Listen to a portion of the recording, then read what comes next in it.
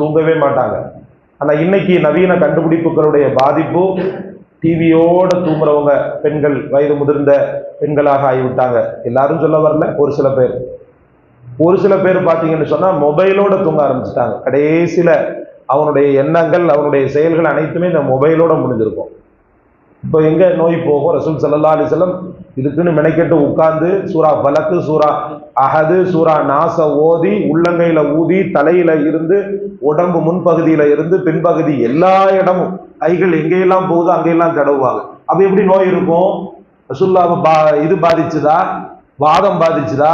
ரசூலுல்லாஹ் மனிதர் தானே, அவங்கள பத்த எந்த நோயாவது பாதிச்சிருக்கிறா? மரணத்தை தவிர ரசூலுல்லாஹ் பெரிய அளவுக்கு எந்த நோயும் பாதிக்கல. மரணம் மட்டும்தான் ரசூலுல்லாஹி ஸல்லல்லாஹு அலைஹி வஸல்லம் அவர்களுக்கு ஒரு 2-3 நாள் சங்கடத்தை கொடுத்துச்சு. இதுல விஷம் உள்ள போயிருக்கிற ரசூலுல்லாஹ்வுக்கு சும்மா இல்ல. பெருமானார் ஸல்லல்லாஹு அலைஹி வஸல்லம் அவர்கள் அந்திம காலத்துல, ஆரம்ப கால